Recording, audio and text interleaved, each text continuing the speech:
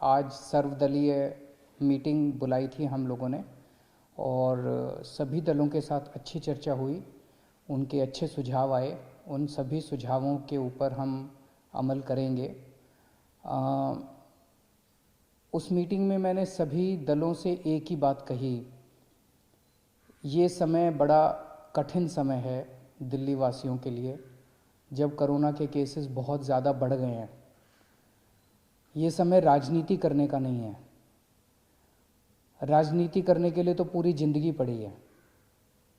हम लोगों को थोड़े दिन के लिए राजनीति को साइड कर देना चाहिए, बयानबाजियों को साइड कर देना चाहिए, आरोप प्रत्यारोप को साइड कर देना चाहिए। ये समय सेवा करने का है।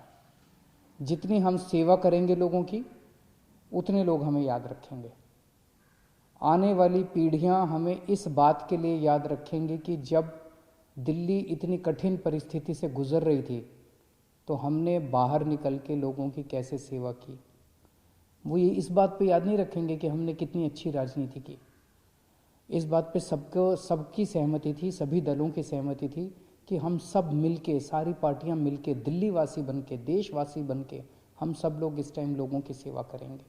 मुझे बेहद खुशी है, सभी लोगों ने इस बात का समर्थन किया।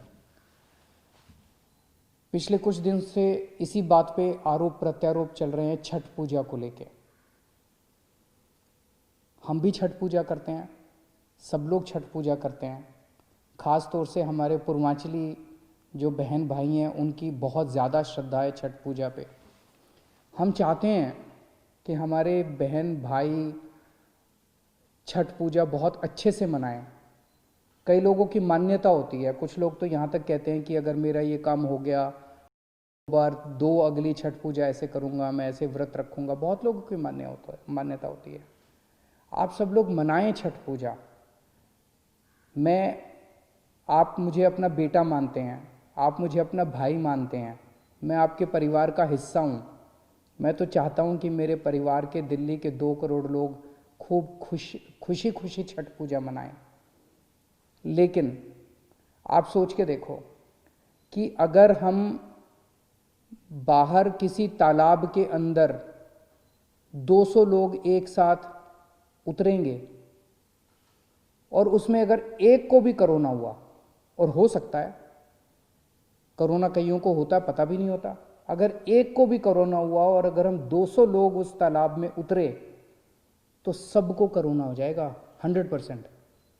ये सारे एक्सपर्ट्स का कहना है कि उस पानी के जरिए जिस बंदे को कोरोना होगा वो पानी में उतरेगा और वो पानी कोरोना का हो जाएगा, उससे उसका वायरस उस पानी में चला जाएगा और उस पानी से बाकी सबको हो जाएगा। 100% सबको। आप सोच सकते हो कि कितने बड़े स्तर के ऊपर कोरोना फैल सकता है। तो छठ पूजा करने की मनाही नहीं है, केवल और केवल इतनी मनाही है कि किसी भी पब्लिक पॉन्ड पे, किसी भी पब्लिक तालाब पे, किसी वाटर बॉडी के अंदर हम उतर के एक साथ छठ पूजा नहीं मना सकते। अपने अपने घर में मनाते हैं ना इस बार छठ पूजा। अपने अपने बात तो दिल से भक्ति करने की है, अपने अपने घर पे मनाएंगे। और यही सोच के कई सरकारों ने पब्लिक पॉन्ड में, पब्लिक वाटर बॉडी के अंदर, पब्लिक पानी की किसी भी उसके अंदर छठ पूजा मनाने के ऊपर, गुजरात सरकार ने सूरत में, अहमदाबाद में पाबंदी लगाई है, मुंबई में पाबंदी लगाई गई है, हरियाणा में पंचकुला में पाबंदी लगाई गई है। तो यही सोच के लगाई गई है। मैं क्यों चाहूँगा कि छठ पूजा धूमधाम से ना मना पाएँ लोग? हम क्यों चाहेंगे? हम तो चाहते हैं कि सब लोग धूमधाम से मनाएं।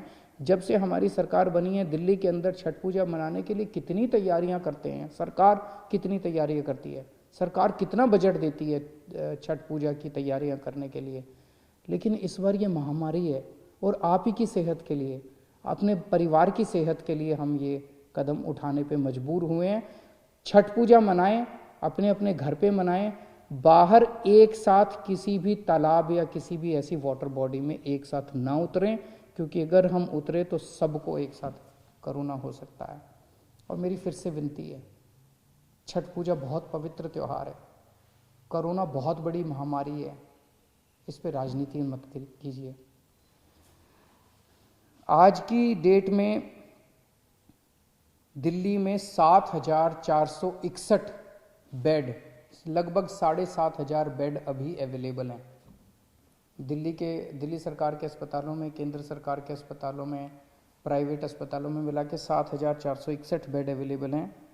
लगभग 446 आईसीयू अभी अवेलेबल हैं। 450 के करीब मोटा मोटा मान लेते हैं आईसीयू अवेलेबल है। और सरकार ने आज कुछ अहम निर्णय लिए हैं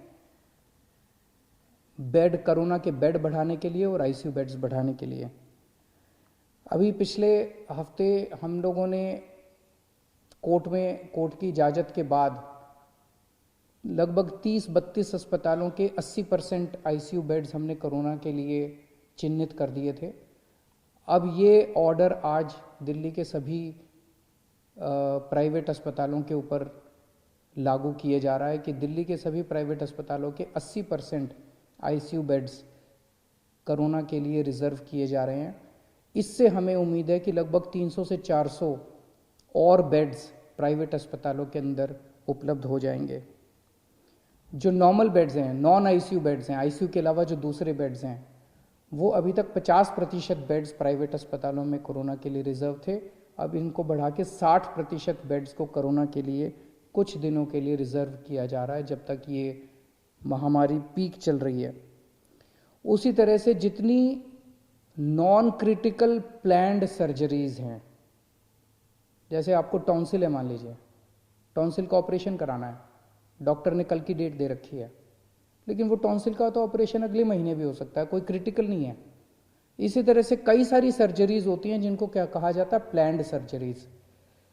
क्रिटिकल नहीं होती, 2 महीने बाद हो जाए, महीने बाद हो जाए, कोई फर्क नहीं पड़ता।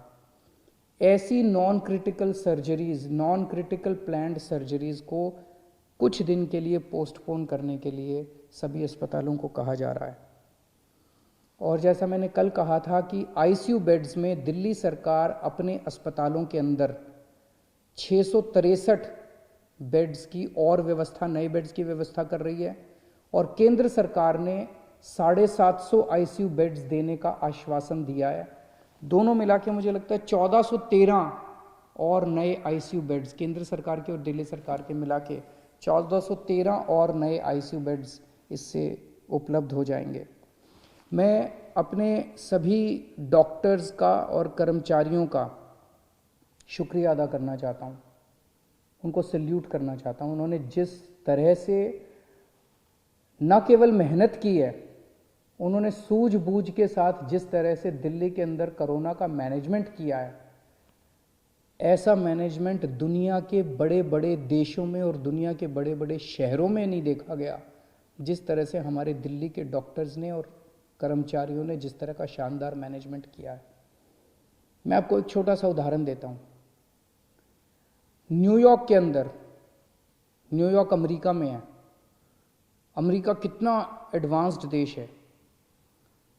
न्यूयॉर्क के अंदर 6 अप्रैल को उनकी पीक आई थी। 6 अप्रैल को उनके 6,353 केस थे। उस दिन 6,353 केसों में उनकी 575 लोगों की मौत हुई थी।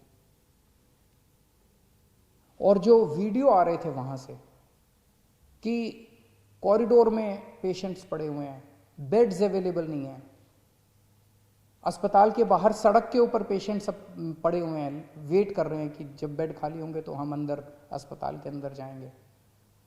बुरा हाल था चारों तरफ, और इतनी डेथ हो रही थी, बॉडीज एक दूसरे के ऊपर पड़ी हुई थी। इसी तरह की तस्वीरें स्वीडन से आई थी, इसी तरह की तस्वीरें फ्रांस से आई थी, इसी तरह की तस्वीरें इटली से आई थी। जब बेड्स खत्म हो गए थे, लोग बाहर पड़े हुए थे, लोग जब उनकी पीक आई थी। आज दिल्ली के अंदर लगभग पिछले हफ्ते 8,500 केसेस तक हम पहुंच गए दिल्ली में। लेकिन हमारे डॉक्टर्स ने इतनी शानदार, हमारे मेडिकल सुपरिंटेंडेंट्स ने, मेडिकल डायरेक्टर्स ने, डॉक्टर्स ने, मेडिकल फ्रेटर्निटी ने इतनी शानदार व्यवस्था की है, इतना शानदार कोविड का मैनेजमेंट दिल्ली में किया है कि दिल्ली के अंदर ऐसी व्यवस्था नहीं है। दिल्ली में आज भी 7,500 बेड्स अवेलेबल हैं, आज भी 450 आईसीयू बेड्स अवेलेबल हैं।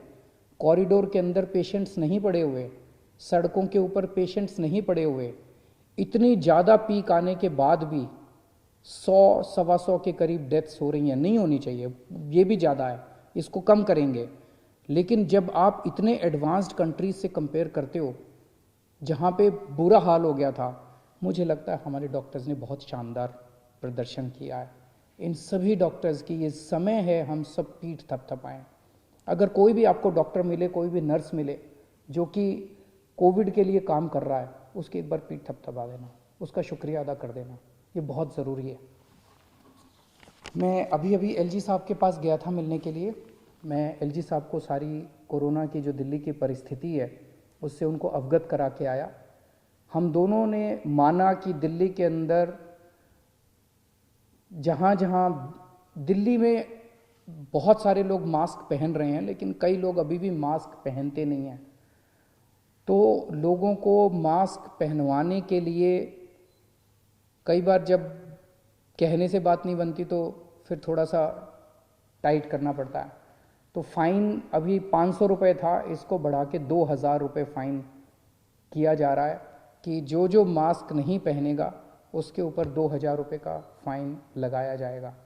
मेरी सबसे अपील है, इस टाइम मैं दिल्ली के सभी लोगों से अपील करना चाहता हूँ, जितनी सामाजिक संस्थाएं हैं, जितनी धार्मिक संस्थाएं हैं, जितनी पॉलिटिकल पार्टीज़ हैं, आज मैंने पॉलिटिकल पार्टीज़ को भी यही कहा, मैंने कहा कि आप अपने सारे कार्यकर्ताओं को सड़क पे उतारिए और उनको मास्क दे के भेजिए कि वो मास्क बांटे। कोई अगर सड़क के ऊपर मिले जिसने मास्क नहीं पहना हुआ, जितनी धार्मिक संस्थाएं हैं उनसे भी मेरी यही निवेदन है, सबको मास्क बांटिए।